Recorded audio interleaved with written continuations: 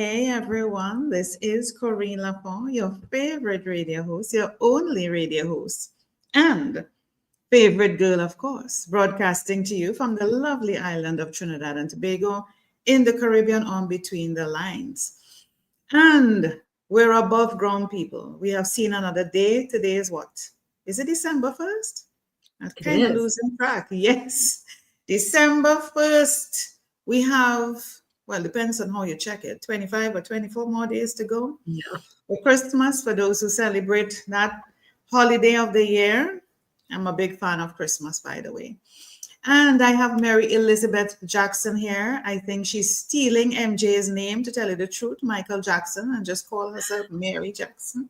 We'll get into that story a bit later. And wait a minute, now that it comes to me, I think Michael Jackson's mother's name is Elizabeth. I think her name is Elizabeth, if I recall. And there's 5 of us, so we call ourselves the Jackson 5. So, well, there goes the episode, people. There goes the episode. we love the Jackson 5, like the original Jackson 5. We love. We love them. So I think that is her name. Yes. Yeah, Elizabeth is a family name. So it's my daughter's name as well, but she spells it with an S, not a Z.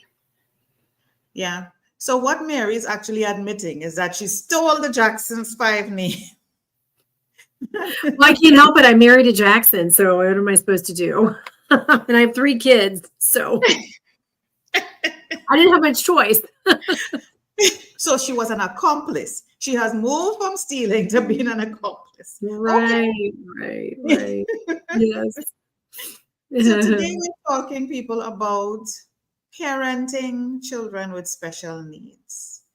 And Mary is an advocate, amongst other things. So let me tell you a bit about Mary, and we'll go straight into the conversation. So Mary Elizabeth Jackson is an award-winning and best-selling author, certified special needs and disability advocate, and a mom of 3 children, 2 of whom are on the autism spectrum. She'll share a bit about that.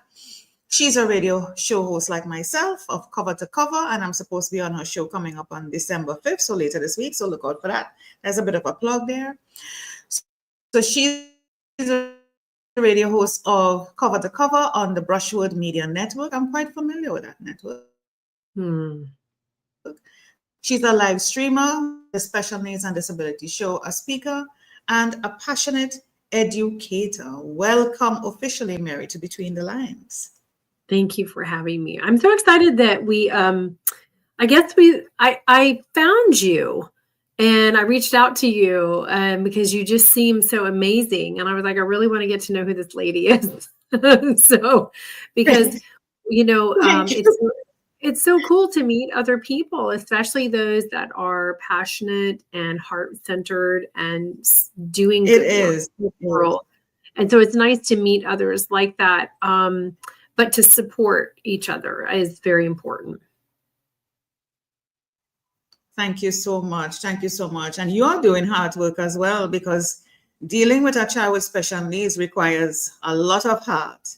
A lot of heart. I think it's special people. Yeah, special people have been given the opportunity to have special kids. Not that the rest of us aren't special, but there's a special thing about that, about people who have special kids. And it's important to recognize that and honor that. So I appreciate having you on my show, sharing your experience. And I want to put it in a particular context as well, because I come from a background in communications. And with communications, you have to deal with social media, a lot of content creation, reaching the public and stakeholders. And I think persons of special needs, if I'm using the correct terminology, they are left out of the equation. They are left out completely. And it's communication and public facing information always tend to focus more on the persons who can hear and see and are able, as opposed to being inclusive. I think within the past few years, they have been trying to be inclusive. They talk about inclusivity. And when I say they, I mean organizations. The UN is pushing the agenda. But I want to reach at the grassroots level, and to learn from you, because I'm doing this episode to also learn from you as to how to improve my communication strategy to consider persons with special needs. So learning from you is one of the key takeaways for me here today. So when you have children with special needs, and I listened to your video that you shared that I posted earlier to give persons a bit of insight as to what we're going to be talking today. And from that, I gathered that you said you had to be different. You had to change who you are. So the Mary prior to having special needs kids is a totally different Mary. And what I want to understand from you is what change that you had to make in order to accommodate and to navigate that new life. It's a good question, Corinne. Because I don't know how much, maybe I need to correct myself. There is change there because you have to grow, because you have to reach down inside of yourself and become somebody that you didn't know you were going to become as a parent, right? Because parenting is, baby comes and diaper changes and all those things that come with that with a newborn are challenging for anybody. I mean, it's not a breeze, right? And I always say it's not for the faint of heart if you're going to be a parent. It is a challenge. But then if your child is born with needs, it takes you on a different path. You have to become this. There's a lot more sacrifice, I think, that happens. There's a lot more selflessness that is involved because of what it requires of you, and making sure that your child gets what they need. And you have to become a researcher. You need to research what is happening with my child. What does my child need? How can I make this world better for my child? How can I ensure that my child is going to be successful in this life for themselves, right? Because we want that. All of us want that for our children, don't we? No matter what they come into this world with. But it also requires patience, and it requires grace, because some days you feel like a complete failure. Some days you don't know what you're doing. Some days you go, I don't think I can do this anymore. Or I don't know if I can wake up and do this. I mean, you're just so exhausted from it, My middle daughter, she was very quiet, and I just thought she was quiet. Now, prior to having children, I'd had daycare, I'd helped raise my brothers, I had been a nanny. I was a kid person, right? I was a nurturer by nature for me. And so I thought, and I had always wanted children, told I could never have children. 7 years into my marriage, I'm pregnant with my first child. And it's like, oh my gosh, what, and, all that preparation didn't prepare me for what my children brought into this life for me, because I didn't know I was going to have a nonverbal child who was developmentally delayed, and I'd have to teach her own English language. And I would have to go through with her a trauma that no parent ever wants their child to face, and be in a legal battle for 3 years and try to change the law in my state that I live in, and try to help her survive in this life. And then have a son who is restricted in growth.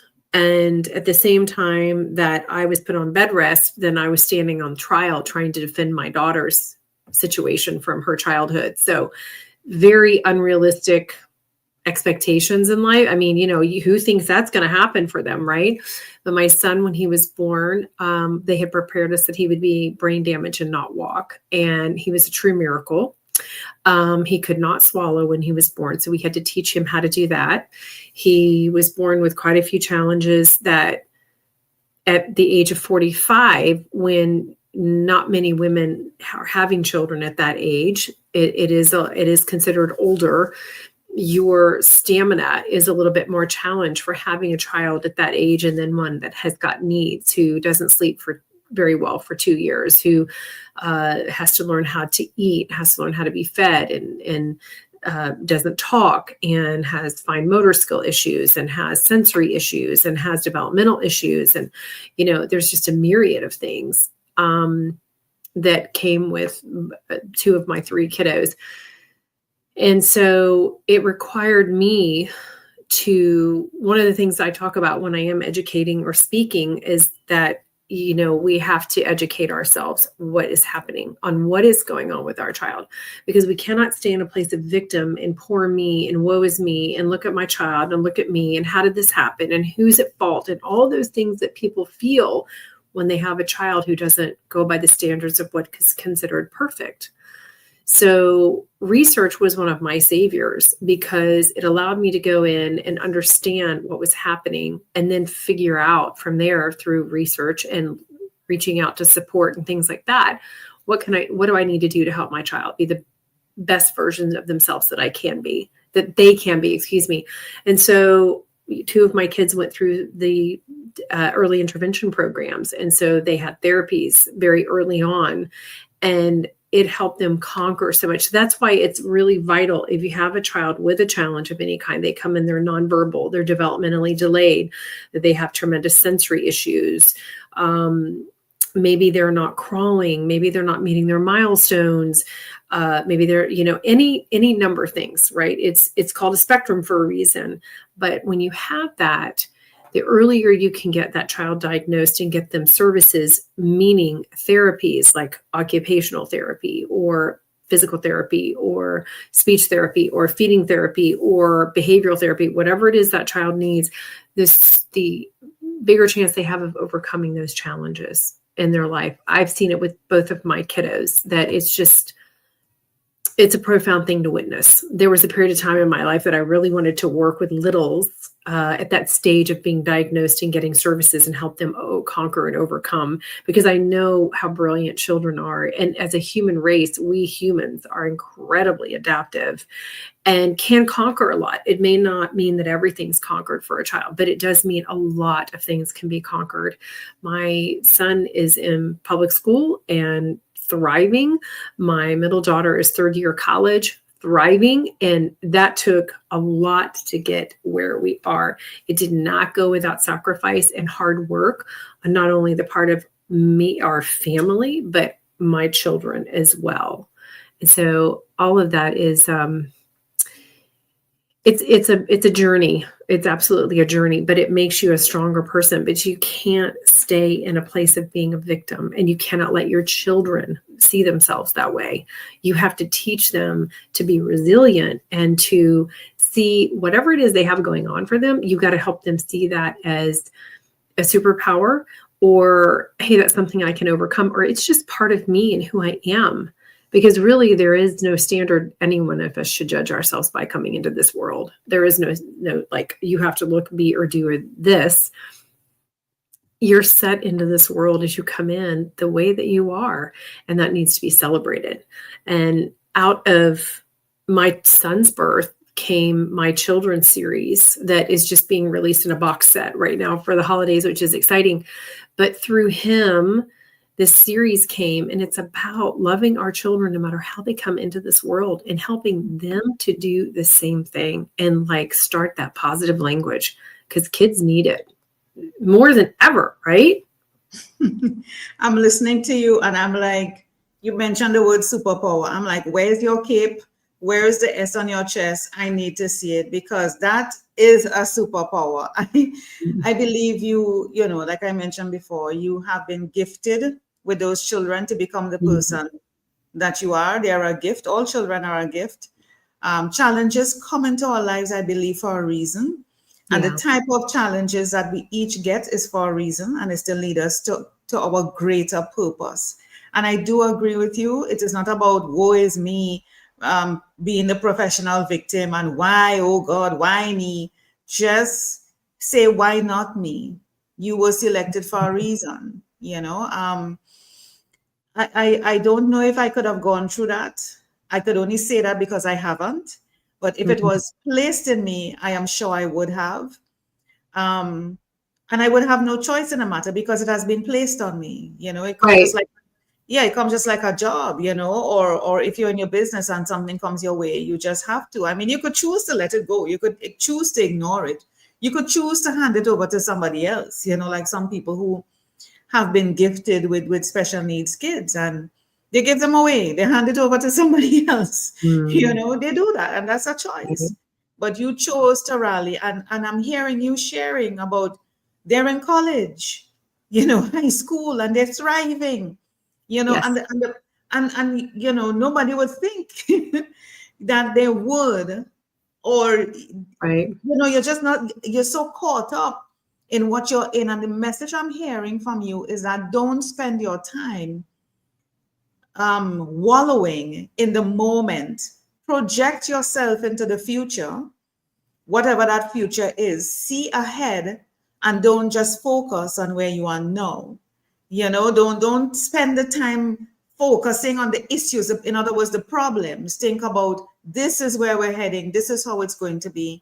We are going to get over this. We are going to be thriving. We would look back on this and laugh. Honestly, we would look back on this and laugh. So I hear a lot of that. Yeah, and I would say that in those moments, Corinne, it's very easy to feel like you can't do this. You can't go another day. You don't know how you're going to handle this. You're in the closet crying. I've done plenty of that on my knees, begging, pleading with God, the universe, whoever's out there listening, right? I have done all that, but I'm here on this side now knowing that I was always guided forward. There was always something pulling me forward. There was always something there supporting me. And my belief is it was God. That's what my belief is.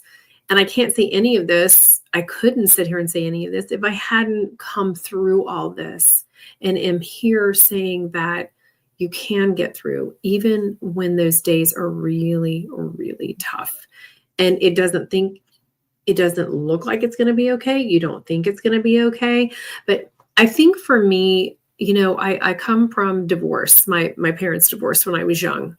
And so I learned at an early age how to be a survivor and how to find the resiliency in life, because I had to make sure everything was okay for me in my little bubble, right, of my humanness, if you want to call it.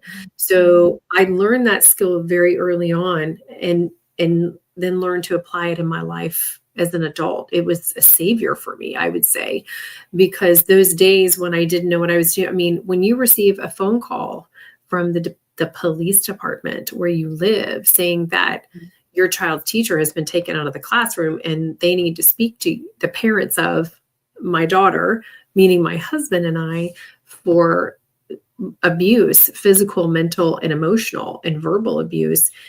What happens to you as a mom? I mean, your entire world falls apart. Your 5-year-old has been damaged at the hands of someone else. That is horrible, horrible. I would never wish that on anyone.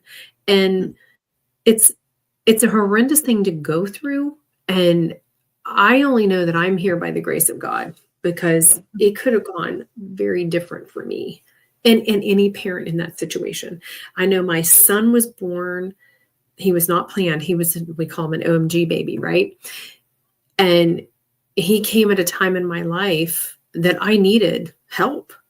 And so I always say he's the puzzle piece, even though, he is on the spectrum. He's the puzzle piece that has put our family together, because I had to keep going forward. I didn't get a chance to sit there and cry and feel sorry for myself and feel sorry for my life and think that it was a horrible situation. God, how could you do this to me, or whatever you believe in? I didn't have time for that. I had a newborn to take care of. I had to suck it up and keep going. And I had to find my place in this world and my purpose for where I belonged, what was important to me.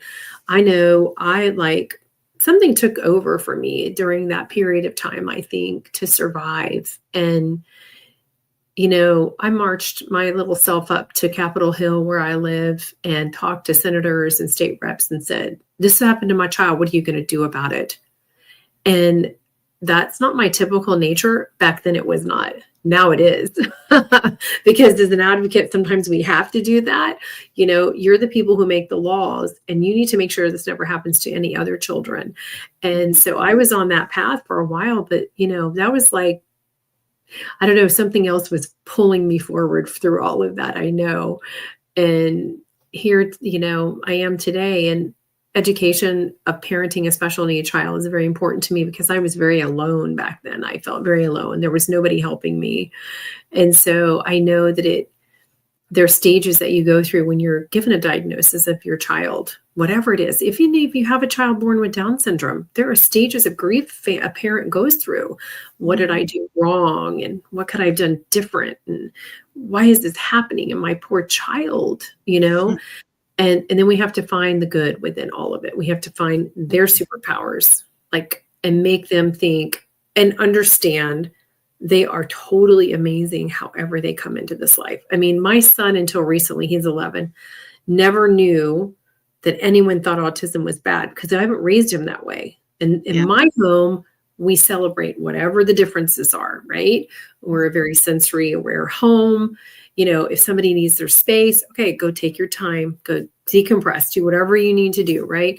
We talk about things though, we communicate. And he was in a school for a really long time that we celebrated it. We celebrated the Down syndrome kids and the autistic kids and this kid and that kid. Mm-hmm. So I wish the whole world was like that, but it's not.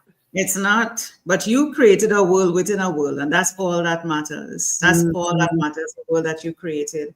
And I like how you talk about, that world that you created and the communication aspect. And I want to segue into what I had mentioned earlier. Mm-hmm. What, based on your journey, can you share with us, with me, in terms of being inclusive in our communication strategies out there in the world? So we tend to ignore persons with special needs, with disabilities, and just focus, like I mentioned before, on those who are able, can hear, see, etc., walk, whatever it may be. Based on your experience, what are some tips, as we're coming up to the end of our interview here, what are some tips that you can share based on your journey that we as communication specialists, me as a communications consultant, can or need to consider in making sure that we have an inclusive world? Yeah, I like that you're asking about that. First thing I would say, I had to write up guidelines recently I did a pop-up sensory event for a school, and they wanted guidelines for their volunteers on how to deal with kiddos that were having meltdowns or having sensory issues or, having a challenge. And first of all, I would say we have to remember they're human as well. So we don't have to treat them it's like when somebody walks up to someone who they think may have a disability, you can visually see it or not visually see it. People tend to talk louder. And so one of the best things to do is to just talk in a very calm voice, and if you know that you're going to be dealing with children who have sensory issues or are challenged in any way, you need to ask them if it's okay to touch them, maybe their hand or arm. If you need to help them, say, is it okay for me to touch your arm or your hand? Because sometimes children like this don't want to be touched. I've had that with my kids where you can't, nobody could touch them but me. And even sometimes I couldn't, because it for them, their sensory sensation, we're all sensory beings. We take the world in through all of our senses, right? And scientists think there's 33 of them. We only focus on 5, right? That we teach people. But we all take in the world through our senses. So we need to remember that sometimes for some individuals, those senses and the response of the light, sound, the energy or the wind, things, being in a room full of people is just too much for someone like this. So the best thing to do is to give that person a little bit of space. If you're with a child who we had to regulate a couple of kids a couple of weeks ago who were having meltdowns. So they came into the room where we were, and we had lots of different sensory things that they could choose from to help self-regulate. So just know that a calm voice is one of the most important things when you're talking to anyone, and to ask them, is it okay for me to help you? Do you need help? And to ask, can I, do you need a hug? Can I give you a hug? Asking permission is the best thing to do, because it needs to be, they need to give that permission, because sometimes they can't handle anyone touching them, and that's okay. Right. So communication and just talking. Like, even if you have a child who is nonverbal, talking to them, talking, you're talking about communication. So talk. Okay, this is what we're going to do next. Or would you like to do this? Or this is the choice. You can do this or this. Which one would you like? The more communicative and articulate you are with a child with challenges, the better and smoother the communication will go between the two of you. Does that help with what I'm saying? Of course it does. Of course it does. And what I am hearing, Mary, is that I'm a special needs, clearly. And I think we are all on the spectrum. Because people need to understand that we are all on the spectrum, just some are more extreme than others. And I know I have sensory issues. I don't like a lot of crowd. I don't like people touching me. And I haven't been diagnosed on anything. Anybody would look at me and call me quote unquote normal. But there's things that I really don't like. But when I heard you share the tips a while ago, I am like, hold on a minute. Mary is not speaking clearly about just special needs, because asking permission, talking in a calm voice is regular, normal things you should do. It should not be just because somebody has special needs or challenges or disabilities that you suddenly change and talk in a calm voice and ask permission or give people options. You're supposed to do that anyway. Absolutely. Yeah, because don't you notice, have you ever noticed when there's a child like in a wheelchair or something, people act like you have to talk loud to them or I know. And they're just like you and me. They're just like us. They're human. This is it. So you just treat people like how a human being would want to be treated. That is what I'm hearing. So when I ask the question, I'm thinking, okay, Mary is going to give me something that I haven't been doing, that I need to do, that is off the charts, that I need to implement. And I'm like, wait a minute, this is not anything different, and it's not to make what you're saying below or to cut it down. I was waiting for something that I need to put in place that's out there, that's different, that I would cater to special needs. But it's really boiling down to treating people as humans. Absolutely. And that's really what it is. Yeah, I mean, with a child who's nonverbal and things like that, and they can't communicate, there are different things tools you can use. Give them a piece of paper that they can draw, or they can write how they feel. Yes. Right? But the basic core of all of it is just like you would treat anyone else, in the sense that we need to be treating people very calm, very quiet, respect the boundaries. Mary. And we are coming to Christmas. I'm calling you Mary. Yes, I have my red on. You have your red on. We're ready. Right. Mary, the simplicity of the tips, the simplicity of the strategy is what boggles us the most.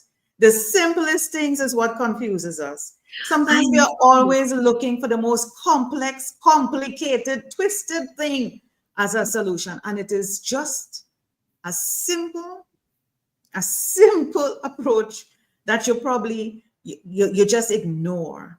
Yeah. Isn't that amazing? Simple. Know. You talk about a hug. Some people overthink a hug. Oh my God, when is she hugging me? When is she going towards that person to hug that person? I'm like, it's just a hug. Right. Yeah. It's not rocket science.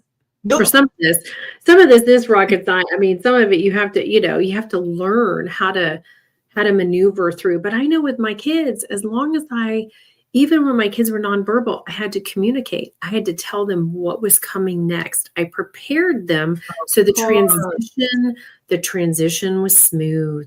Hey, if you've got a typical kid that's melting down in the store, you can't always, behavior is communication. Yeah. So you can't always think that a child is behaving badly, they're spoiled, whatever. They're behaving like communicating. They're tired. Yeah, they're tired. They're hungry. I don't want to be in the 5th story you've dragged me into, Mom and Dad. I want to go home. I want to be in my bed. I want to go home. I don't want to be here. I didn't want to put on this outfit. Why did you make me wear this? Yeah. They're communicating, and we don't see it like that. We're like, you're throwing a tantrum. You need to behave, Wow. The lesson from all of this, just treat people like how you want to be treated. Oh, amen. And it can literally be that simple. So, yeah. Yeah. Mary, it's been a pleasure having you on Between the Lines. I mean, you brought, everything back to the foundation, back to basics. Just come back to basics.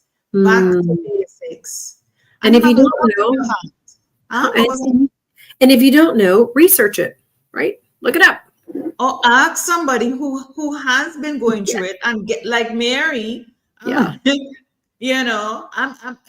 learn. I mean, listen, I've gone from children screaming at me because they can't communicate to not being able to communicate to someone who's been through trauma, and we're over here now. We're okay. We're okay. And some days are day by day. You just take it day by day. It happens to us, Mary. Every day we are not the same. During the day we are not the same. You take it moment by moment. Right. You take it moment by moment. Mary, it's been a pleasure. Any final words before you go? Just don't give up. Don't give up. And determination, persistence, and tenacity, and resilience. And teach this to our kids. They got to have it in life. Thank you so much. And for those people who are watching us on Facebook, LinkedIn, and YouTube, I thank you. I notice you haven't been asking questions. That's okay. You are free to ask your questions in the comment, and Mary Elizabeth Jackson or myself will be happy to respond to you. Please like and share this episode. Persons who are listening, I want to learn more about Mary. Of course, all her social media links are in the description. Feel free to reach out to her anytime. Take care, Mary. All the best on your journey. Keep sharing and giving the love. Thank you so much for being on Between the Lines. Thank you so much for having me.